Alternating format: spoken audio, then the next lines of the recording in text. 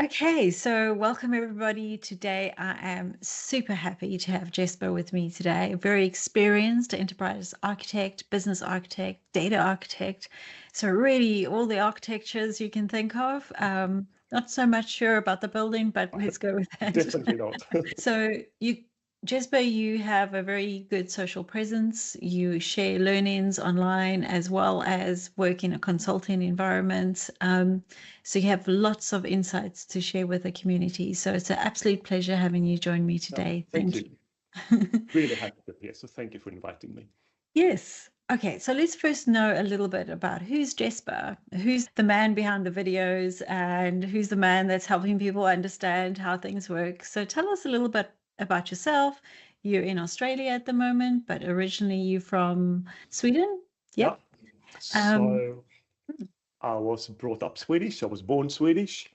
I went to school in Sweden. I went to university in Sweden. And in my early 20s, I decided to go out and see the world. And I hadn't seen Australia at all. And I was under the impression that there were kangaroos jumping around everywhere. So I said, okay, I'm going to go to Australia. And 30 years later, I'm still here.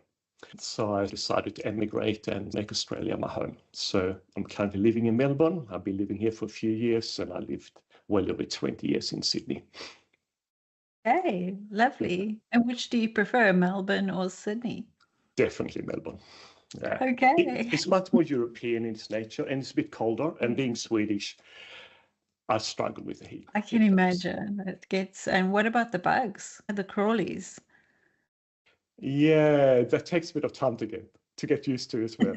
I mean, cockroaches. I had never seen a cockroach when I came to Australia. That was a bit of a frightening experience. Yeah.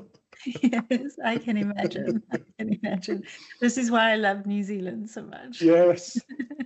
Actually, New Zealand and Sweden are quite similar. Definitely climate obviously is a bit cooler, it's snow and Yeah. New Zealand, it's got definitely more moderate than, let's say, Canada or North Europe. But yeah, definitely much cooler than Australia. So quite a big difference from that perspective. But yes, we don't have all of the challenges with things like you might have in Australia. I'm curious about the different cultures because each country has their own specific culture. So when you work as an enterprise architect, you should be able to translate certain things. So what are the subtleties of the cultural change that you've experienced? oh, they're not subtle at all. So, I love these questions already. So I'm going to compare Sweden and Australia now. Sweden is much less hierarchical. Oh, really? Much less hierarchical. It's very flat. It's very collaborative. Almost all of the decisions are being made in a group environment. So you actually talk things through and you're making decisions. It's very unusual for a manager to say, this is what we're going to do, and then telling everyone to do it, which is much more the culture in Australia. So finally, the collaboration around everything in business and architecture is very different. The other difference is that I think we are a little bit more, let's say the word egocentric, which is perhaps a strong word, but when we come into an organization in Australia as a manager, or we want to make our own mark, okay, I want to do it this way, and I want to put my secret sauce into the business. And then you stay in the business for a couple of years, and then you move on, and then another person comes in, and they want to do the secret sauce. So you never get the real foundations in architecture created in Australia in the same way that you get, for example, in Sweden. Because if someone walks in and they don't want to reinvent the world, they say, all right, there's a foundation here. I'm going to build on that. And then the next person comes in and they build on it. It's very different. So I think that architecture works, from my observation and experience, much better in Western Europe than it does in Australia for that reason, because there's more planning. And architecture is all about planning. It's about strategy. It's about the big picture, all of the different pieces of the puzzle, all of the spinning wheels in organization. Architecture is about bringing them together and spinning together at the same speed. Mm. That's fascinating. I never would have thought that, to be honest. I would have thought maybe your Scandinavian countries would be stricter and there'd be more governance and all of those kind of things. So it was quite, There is um, probably more governance, yeah, but I think it's more the consistency. And yeah, again, there may be lots of people, I think that Jesper, he's smoking something. He has no idea what he's talking about. This is only my opinion, of course. yeah, yeah. No, of course, but it is interesting, and I think you're right. When it comes to architecture, you want longevity. We talk about things like simple things like capabilities, right? Those should last in a business for a long time. That is things that are, they're foundational pieces, and those continue. So just like a brand might evolve, but a brand is a brand. So the only time that you change your brand is when you have to, Yeah. really. And so things like simply understanding McDonald's, right? What McDonald's does is consistent for the last 50 years, right? It hasn't really, how they do it has changed, and maybe the menu has changed and those kind of things. So, yeah, I think with architecture, having stability in the design of the architecture and improving on it and optimizing it makes more sense. Yeah. It really does. I think that you highlighted the secret sauce in architecture itself, because I think that we're going into a world that is becoming increasingly crazy. Things are going faster and faster. I mean, I'm now looking in the paper or in the news, and I'm finding almost every day, I'm finding a new term that I haven't heard before. Before you get 1 or 2 new terms every year. So things are going so insanely fast. And when we can't survive in a world where everything is spinning. So if everything is spinning, there's only one thing that we can do. We have to find something that doesn't spin, because we need to ground something in order to get some kind of perspective and context of things. And that's a magic source of architecture. That's a capability. It's a thing that out of everything in the business is the thing that is changing the least. So Yeah. it's actually a magical thing in a sense. Yeah.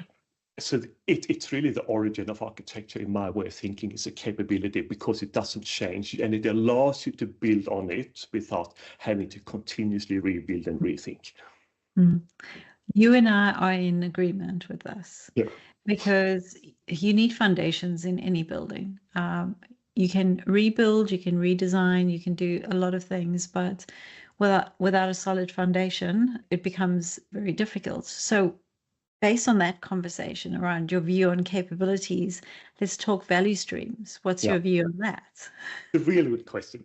Again, I've fallen in love a few times in my life with technology.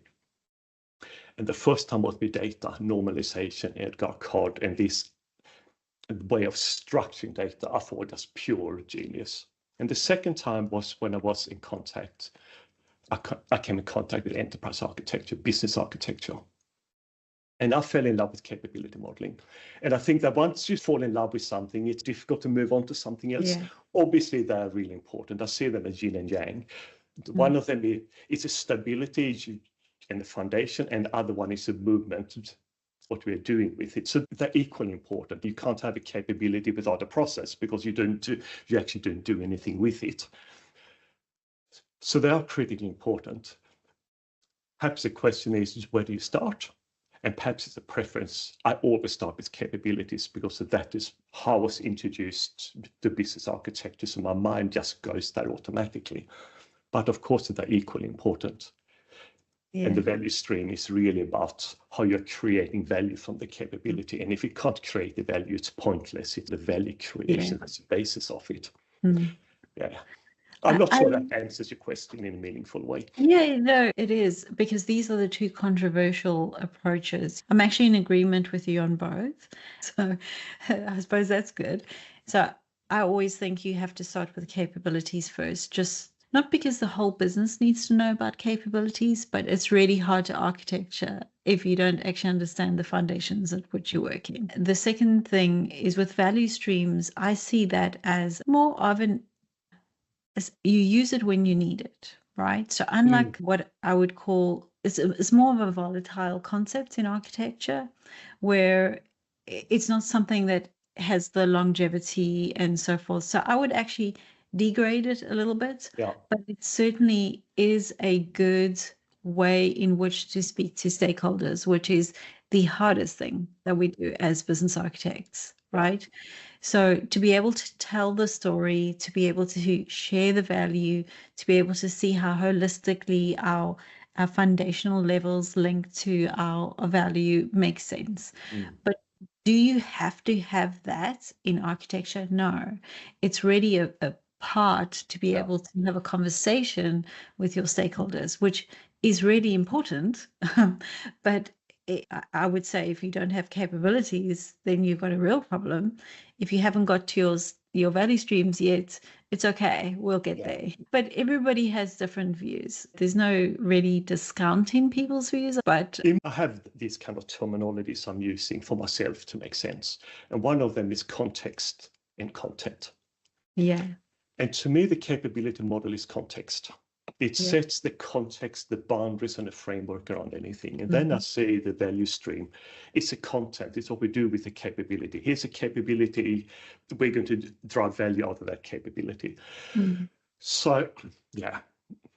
That's really good. Actually, I want you to just take me a little bit further down your path there, because this is very close to AI, by the way. So can you maybe just repeat a little bit of that? So the context And the content. Mm.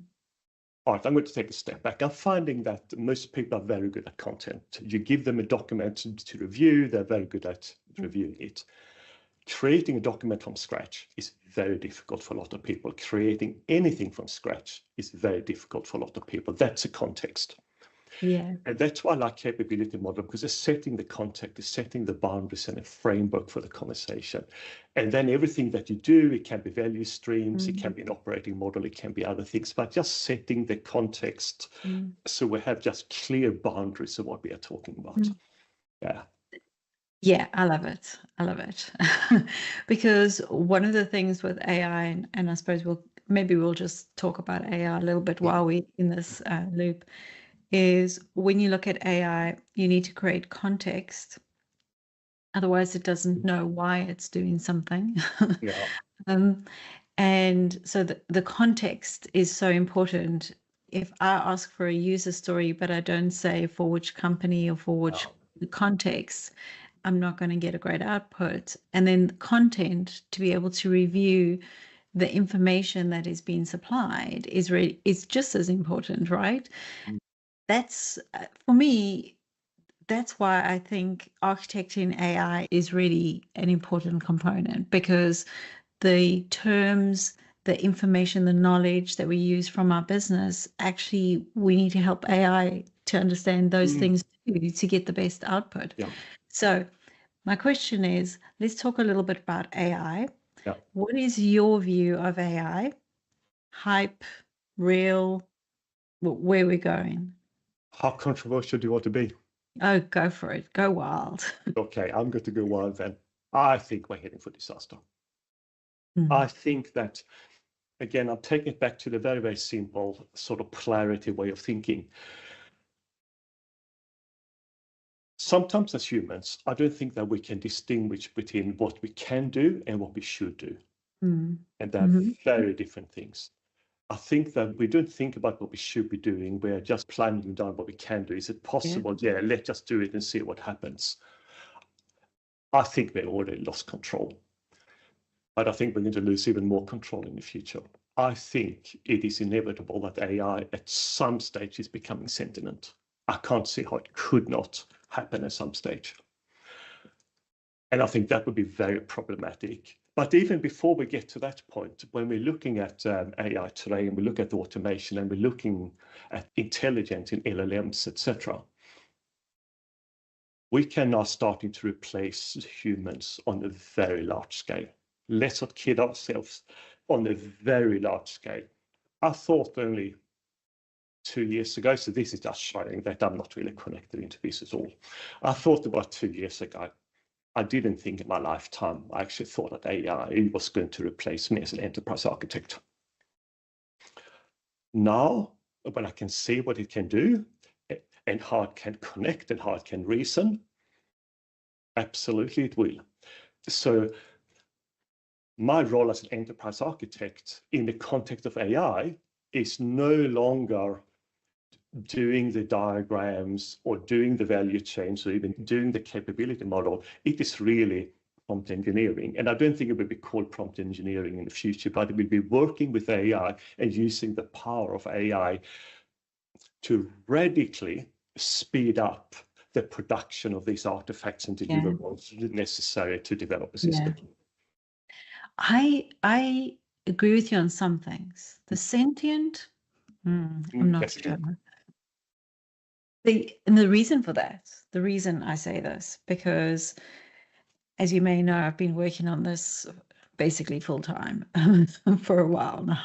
The reason for this is because every time I've tried to create a new thing, like something that's completely not in the market, AI cannot respond to me. It doesn't help me. It gives me old stuff and then I have to rejig stuff. Yeah. And that shows me that it's too data predictive driven, which means it's not reasoning beyond. But who knows, right? We've seen the movies. It might happen. I experimented with that myself. Yeah. And I tried to make it help me in my own thought leadership development. And it fell very flat. Mm-hmm. It had no idea what I was talking about. And I thought, okay, so that's not working. What else can I do? Then I started teaching it into my thought leadership. So I essentially took my thought leadership, I rewrote it as a piece of philosophy. And then I taught the AI chat GPT-4i the philosophy as a context of thinking.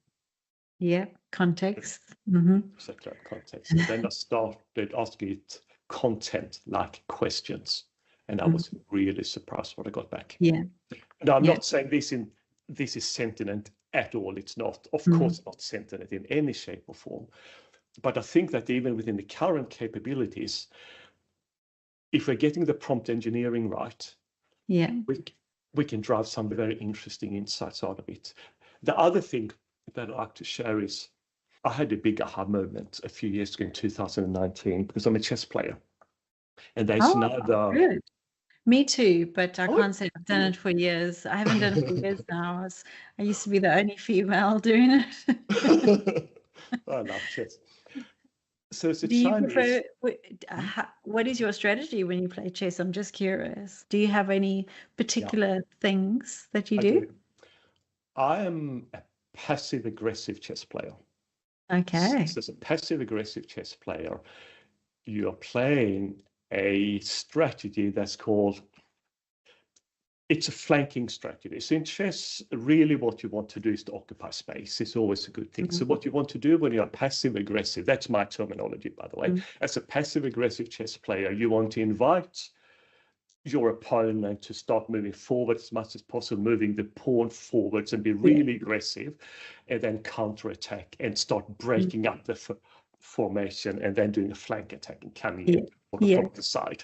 So you don't go for rooks or anything like that when you play? Yeah. Each piece had their own strategy and own purpose, and it depends upon the situation. So now we're getting away a little bit from the AI and architecture, but for example, just on a high level, if you have a lot of pawns on the board, typically your knights are better because they can jump over and jump around. If you have a more of an open position and less pieces, for example, your bishops and your rooks are going to be stronger, and the knight, the horse, is going to be relatively weak. So it depends. It's all about the context, right?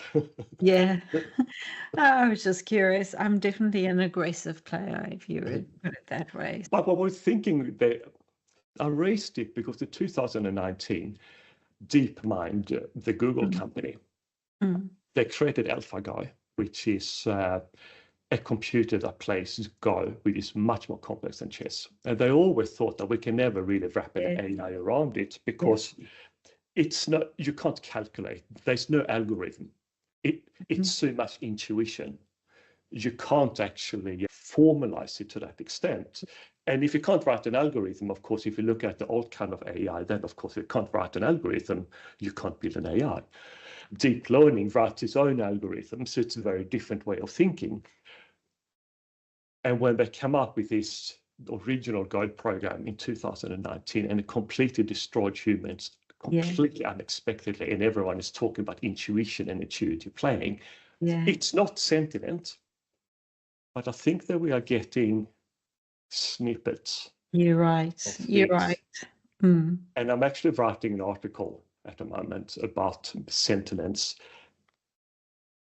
And I'm hypothesizing not how it's going to happen necessarily, but what's a sign? How do we know that AI is about to become sentient? What would trigger what's that? A leading indicator, not a lagging when that's taken over the world. what's a leading indicator? And then I started thinking about humans, for example, the way that we learn and understand AI is going to be exactly the same thing. So my hypothesis is that the sign when an AI is becoming into this realm of sentience, it's when it's starting to create its own training data. Okay, when it self-identifies. So it would create synthetic data for itself. Yeah. Okay. Interesting. That's my hypothesis. Yeah, interesting. That kind of would make sense where it's starting to find out, it's identifying itself. You spoke about knowledge and the role of an enterprise architecture and AI and all of those kind of challenging things, right? Yeah. With enterprise architecture, you mentioned that you'd have to get better at prompt engineering, which I agree with, right? You'd have to be better at instructing it to really understand what you want to get out. As you mentioned, when you start building an agent and a persona and all of those kind of things, and you provide it with context and information, you get better outputs. But do you think, and so this is where let's talk about the human in the loop and how this all works. AI can give you a lot of information and it can do really well, but it's not good at speaking to people. It's not good at understanding nuance or understanding, let's say, cultural fits and different changes. Like it won't understand that, or certainly not now. So there is a risk with roles with people who are, I agree with you on this point, who just want to do diagramming, right? Because AI will eventually just pop that up and it's not going to be long until that becomes a real thing. And when I say not long, at most 1 year, like I agree. So this isn't a 5-year plan. But this does mean that as architects, you have to become more knowledge workers. You have to really start to bring in that sense of design, sense of understanding intuitively, but also being able to understand multiple users and how things work. So do you think the role is changing? Or do you think it's fundamentally the same as it was beforehand? Because yes, if somebody's just going to be drawing diagrams, AI can do that much better and much faster. These are great questions. I think the role of an enterprise architect is much more than doing diagrams, of course. It's a little bit here, I know that. And going back to the conversation that we had before we started recording. And I like to really simplify things. The simpler it is, I think the easier it is to understand. Architecture to me is about scale. As a matter of fact, I'm going to take a step back. It's a good point. Entire digital. So if we take a step back again, the digital world, what is it? Again, we're coming back to the yin and yang. It's only two components. It's a bit, it's a 0 and a 1. Yeah. That's all it is. It's data. Everything in the digital world is data. It's really important in the context of understanding the role of the enterprise architect, because of if you're going into the digital world and everything is becoming more digital and everything is data and everything but digital is about scale, that's why we are doing it. We are literally trying to remove a human from the process and we're trying to automate it. That's what digital does. And at some stage, we have to put in a human because it's needed. Another place says it's not needed. It's all about scale. If digital couldn't scale, there wouldn't be any reason to do digital because it simply wouldn't have an advantage. And I think, in my way of thinking, architecture is a tool for creating scale using digital, because the complication as humans is that we are so anchored in our physical analog world. We are thinking, for example, I'm going to an order form, for example. We pretend this is an order form, it has all these lines, and we put in the order number and customer number, and then we digitize. Our digital world is actually not really digital, it's actually an analog world that we have digitized. Yeah. And I think that's the wrong thinking altogether.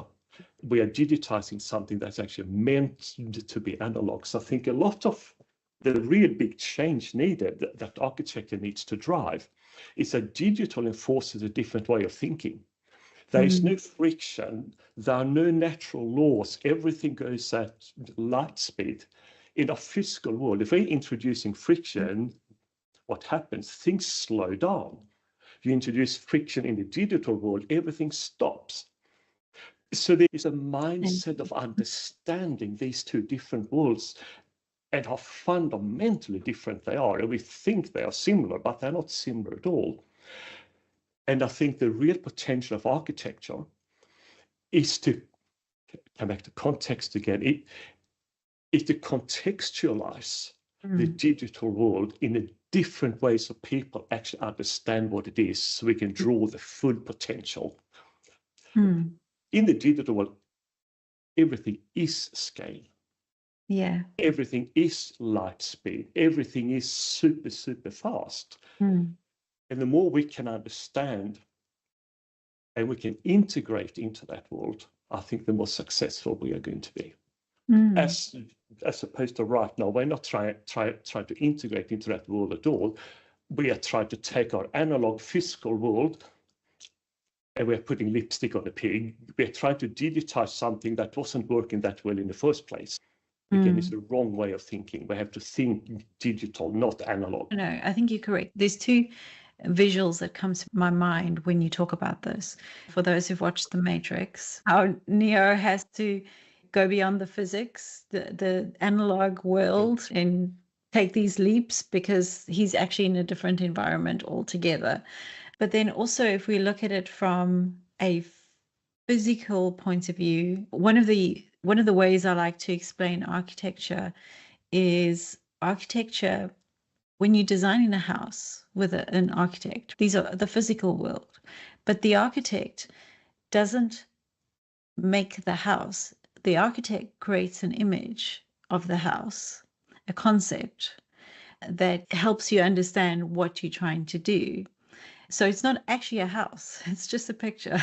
That is to help us understand what it will look like, right? So it's a visualization. So what I understand from what you're saying is that we are creating these visualizations today to mimic the old view of how things are going to look. But actually, we should stop doing that and rethink the design. So although we'll still need to have conceptual modeling so that we certainly understand the concept behind it, we do not need to succumb to any of those barriers that we had on the analog environments. Yeah, I agree And with you. I have a very simple trick for that in the way that I'm using in business. I'm saying that in the analog world, we have a process and we are trying to digitize the process. We are looking at where the process is not working too well, it's manual here, and we're trying to automate it. The mindset I'm talking about is looking at it from the absolute opposite perspective. It says everything is digital, there are no humans. Create a 100% digital process and then step back and say, where do we create more value by putting in a human into this process? So you start digital and you put in the analog rather than starting analog and putting in the digital. Yeah, you're absolutely right. Absolutely. And I don't think people are going to understand what this means. So I'll use a physical example just to explain. So horses and carts became a car, right? So that's how that evolved. And a cart was based on the size, and this goes back to roads, right? The size of a road was based on, in New Zealand, we love to say the size of two asses, right? To carry the cart. So you'll actually see the same with the rail. The rail followed the exact same structure of the road, which was based on a cart and a horse. And then the car had to be a certain width for the exact same reason that it had to fit the rail and the cart and the horse. So there hasn't actually been much change in that. And then when we look at going, let's say, have electric vehicles or autonomous vehicles or those kind of things, everything's based on what those cart and horse rules were back 1,000 years ago to create a vehicle. And one of the things when I was looking at kind of the innovation happening with vehicles and so forth, what really disappointed me was how they clip on a screen onto an old looking car. And I'm like, why does it have to look like this? Why do this? These were two questions I keep asking. Number one, why do we need a dashboard? That's used to be where they would put the gloves where you had a horse and you were riding. That's what the dashboard was there for. So why do we have that? Okay. Do we need it? And the second question is, most buyers of vehicles in Western countries are women, and there is no place for your handbag. So we've got this dashboard for our gloves. We have no place. That's a really good analogy. I love it. So what you're describing is we're trying to find ways of clipping things like AI technology into the cart and horse and trying to optimize the cart and horse. Whereas if we have an autonomous vehicle, we shouldn't have any of those constraints. And especially in a digital environment where it's all run off data sets anyway, there's no roads or anything that is limiting it. Exactly. I agree with you. Exactly correct. But this is a huge leap for people. It's massive. A huge leap. People don't understand that running an AI-driven company is way different from bringing in a co-pilot to have a discussion with you while you're busy coding. That is fields apart. And to be honest, I haven't had many conversations with people who understand the difference. Most people think a co-pilot is AI, and I'm like, no, not quite. I have to share another thing with you that has been sitting on the back of my head. I worked for Metricon Homes, which is Australia's largest residential construction company. And we talked a little bit about an architecture and sort of the building and the builder, etc. And I worked with a solution architect, Jason, and he came up with a brilliant analogy using exactly the situation that you were talking about a second ago. An architect is a town planner. That's the way that I explain it to people. So especially the enterprise architect, it has actually nothing to do with construction, even of the house.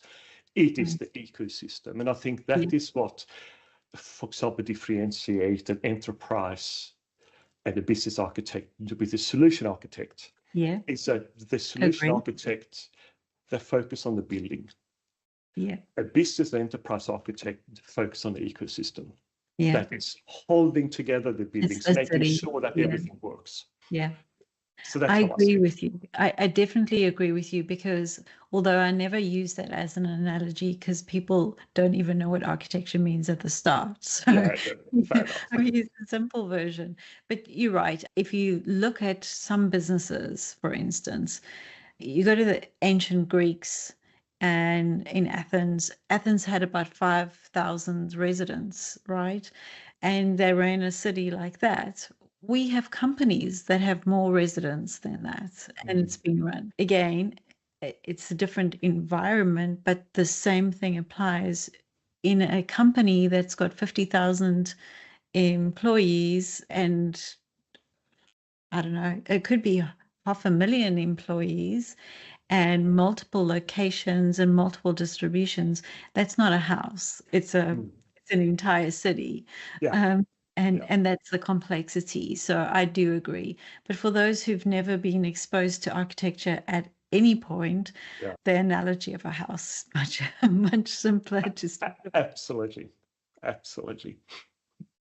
So maybe let's talk about, we've had quite a good, robust conversation. So let's talk, we've spoken a little bit about the future. We've spoken a little bit about AI and the role of enterprise architecture. Maybe let's just talk about what skills and tools do you think are going to be critical moving ahead? And let's focus on maybe the enterprise architect particularly for this question. Yeah. Using myself as an example, and I'm going to come back to prompt engineering. I don't think prompt engineering will actually survive as a term. It's one of these interim terms because there's a change of behavior that we need to go through. But I'm spending a couple of hours a day simply doing what we now call prompt engineering. Mm. And I'm finding that one of the biggest skills in the future, I believe, is going to be simply the English language. And I know that it probably sounds really strange because we're talking technology and architecture, but I'm finding when I'm sitting experimenting with different prompts, the grasp of the language and using the right word and the right expression as guiding the AI to go where you want it to go, you need to be very precise and you really need to understand what you're talking about. If you don't understand, the AI is not going to understand. So you have to set that context again. Something that has been so interesting for me has been just the use of English and the preciseness and the phrasing. I think that is an absolutely essential skill to go forward. I think that as an enterprise architect, how do we put this? You need to be able to understand the big picture. You need to be a contextual, come back to context. You have to be a contextual thinker. Enterprise architecture, in my thinking, is all about context. It's not that much content. Other architects, they fill in the content. Enterprise architecture create the context for others to follow. So it means that you have to think big. I think you have to be this expression in agile. Don't be afraid of failure. The only way I think that you can build a compelling enterprise architecture is through experimentation. If you think that you can sit in a room and do this model and these beautiful diagrams and arrows, etc., I don't think that's real at all. I think you need to test as you're developing your architecture. So I think that you can't be afraid of failure. You have to actually welcome it as a way of learning. I think as an architect, you have to take people on a journey. I don't think an architect is a nerdy sort of technical role. A lot of architects, they are quite technical, and there's a need for technical architects. An enterprise architect is not technical in my thinking. They really understand business, they understand operating models, they understand how you create value, they understand the customer experience, they understand the difference between business strategy and IT strategy, for example. So they can really talk that business language as well as they can talk that technology language.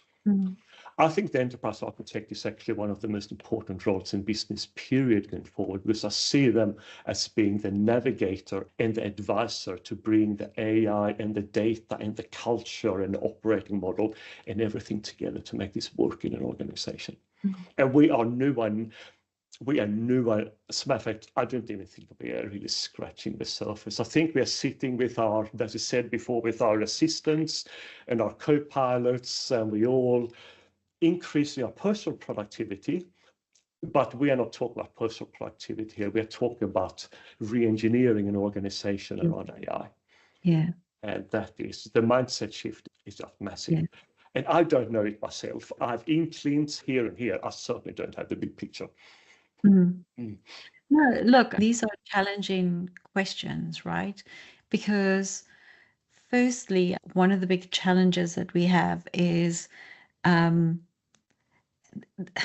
change is not easy, and it's not easy because people are necessarily the problem.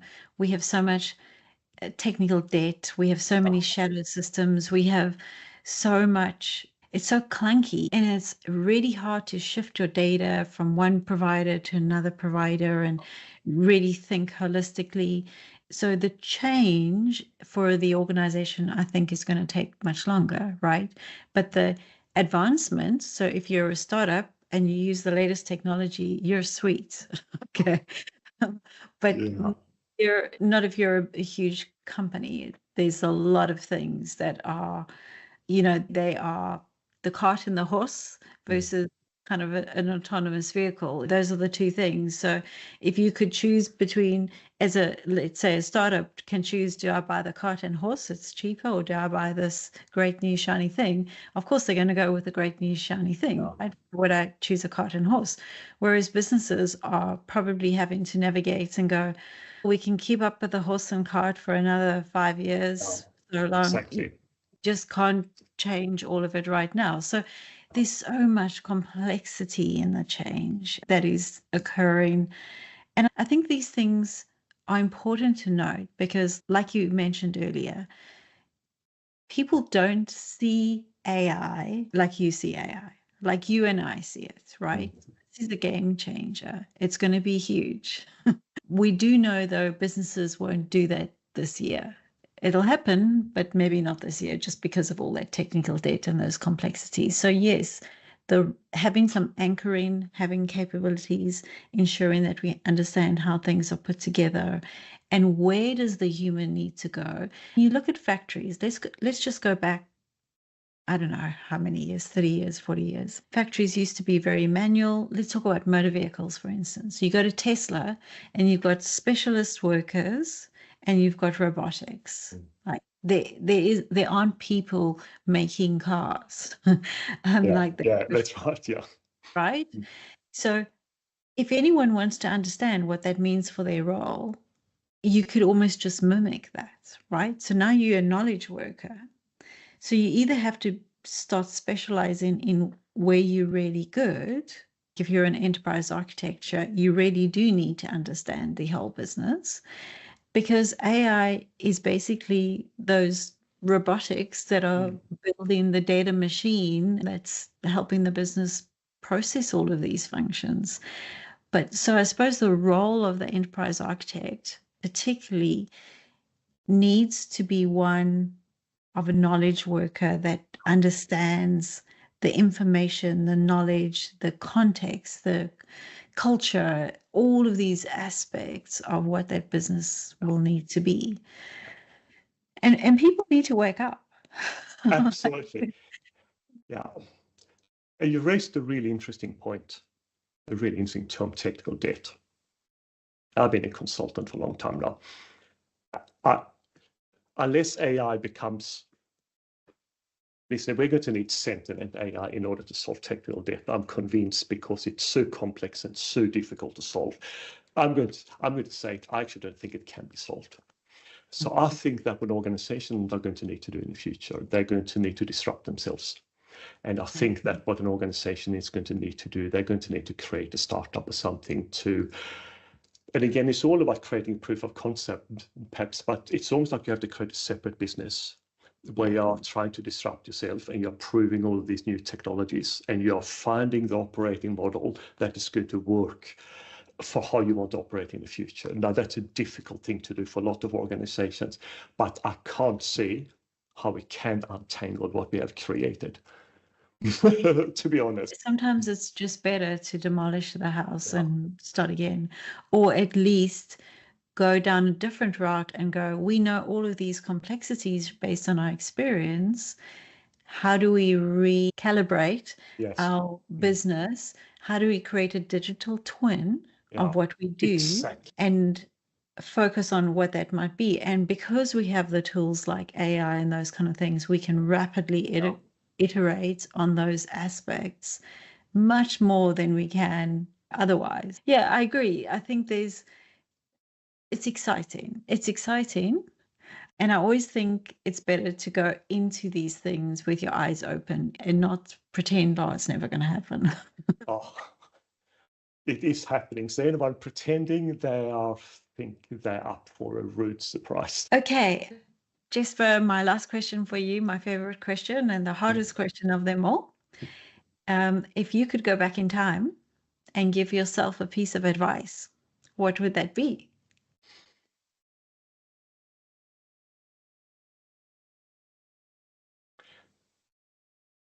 In a work context. You decide. I had to throw in the word context again. That's why I said it. Yeah. That's actually a really hard question.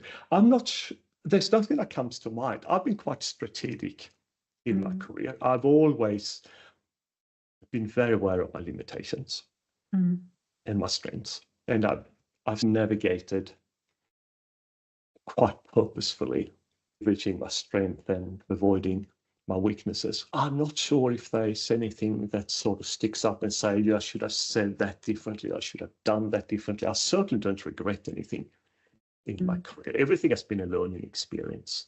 And I'm very happy where I am right now in my life, in my working life. Yeah, I'm going to disappoint you. I'm going to be your most boring interviewee. No, and not give you an answer to that question. Actually, a few people have actually had this response. Ironically, more men are very satisfied with their career than women, which is very interesting. And so this is pretty consistent with some of the interviews that I've had, actually. So it's great. And a lot of people say it's about confidence. Many women start with very low confidence in their career, and most of their advice to themselves is to be more confident in trying things. I disagree with that. I have had so many conversations about this with my wife. We talk about this a lot. And I think I'm on her side on this. Her hypothesis is that women have so much else going on in life. There are obviously kids, there's family, it's looking after husband. And again, this is what happens. This is not being politically correct or incorrect. It's just what's playing out.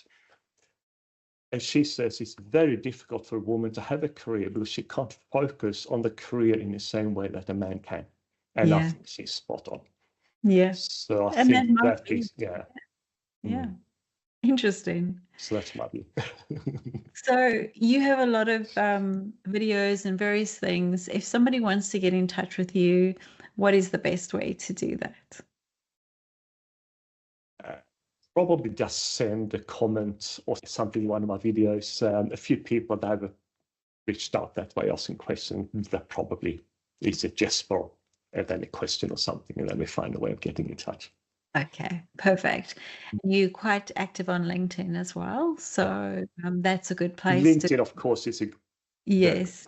So we'll ensure that your LinkedIn is in the blog that we release. We'll get your LinkedIn and then obviously link to your videos and those kind of things, which would be great. So for those who are entering into the environment or even are experienced and need some tips, Jesper's your guy. Go have a look at that, and that would be great. Just want to say thank you very much. I appreciate your time today, Jesper, and very robust discussion around quite some philosophical thoughts, which was fun for me, by the way. Thank you for inviting me. Yes, Pleasure thank to you. be here.